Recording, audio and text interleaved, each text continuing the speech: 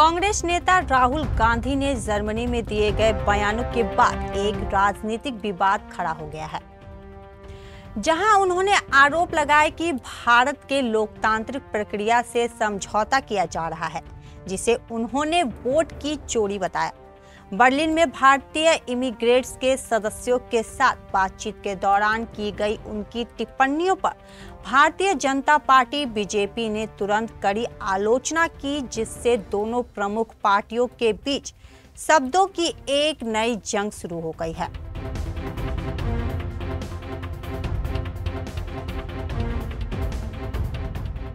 बातचीत के दौरान राहुल गांधी ने भारतीय लोकतंत्र की सेहत के बारे में बात की और दावा किया कि निष्पक्ष और स्वतंत्र चुनाव सुनिश्चित करने वाली प्रमुख संस्थाएं दबाव में हैं।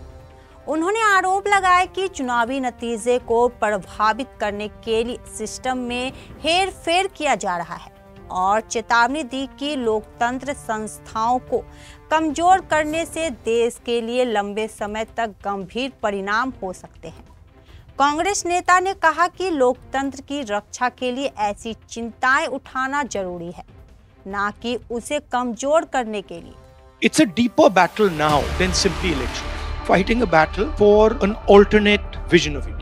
This is what the BJP is proposing is essentially the elimination of the constitution, elimination of the idea of equality between states, elimination of equality between languages and religions, elimination of the idea of the central core of the constitution, which is that every individual should have the same value. When, for example, we see a BJP leader voting in Uttar Pradesh and then voting again in the Haryana election, the BJP is saying is this guy is worth two people. That's our problem.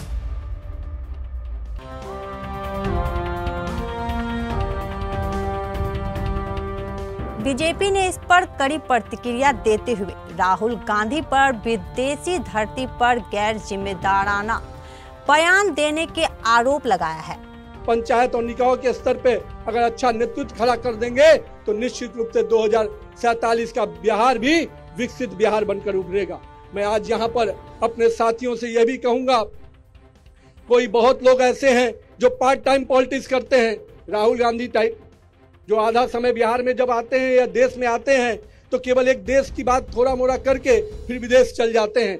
BJP के senior नेताओं ने कहा है कि उनके बयान भारत के संवैधानिक संस्थाओं की वफादारी पर सवाल उठाने जैसा है और चुनावी प्रक्रिया में जनता का भरोसा कम करके अराजकता को बढ़ावा दे सकते हैं।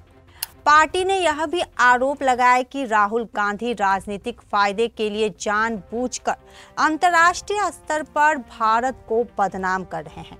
यह आरोप पार्टी ने उनके विदेश में दिए गए भाषणों पर पहले भी कई बार लगाया है।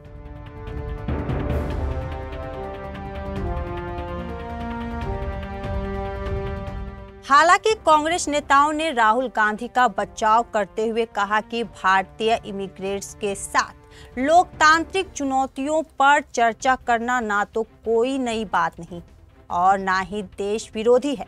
उन्होंने तर्क किया कि चुनावी निष्पक्षता और संस्थागत स्वतंत्रता के बारे में चिंताएं भारत के अंदर भी उठाई गई है और विदेश में उनके बारे में बात करने से देश की छवि कमजोर नहीं होती। कांग्रेस के अनुसार लोकतंत्र की कमियों पर खुलकर बहस करने के बजाय आलोचना को चुप कराना लोकतंत्र के लिए ज्यादा बड़ा खतरा है। Indian democracy is actually a global public good.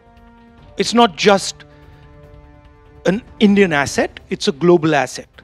You imagine when I'm talking about attack on the Indian democratic system, I don't say it, but it's actually an attack not just on the Indian democratic system, it's an attack on the global democratic system.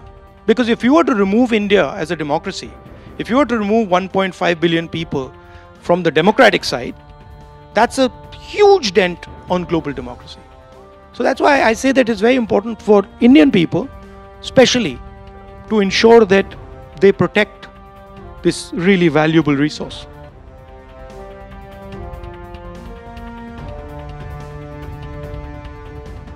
यह episode Rahul Gandhi की विदेश में की गई टिप्पणियों से जुड़े विवादों की कड़ी में एक और कड़ी जुड़ गया है। जिसे यूके और यूएस में दिए गए उनसे पहले के भी भाषण भी शामिल है, जिन पर भाजपा ने भी कड़ी प्रतिक्रिया दी थी। हर बार सत्ताधारी पार्टी ने उन पर भारत के प्रतिष्ठा को नुकसान पहुंचाने का आरोप लगाया है, जबकि कांग्रेस ने जोर देकर कहा है कि लोकतंत्र व्यवस्था में रचनात्मक आलोचना जरूरी है।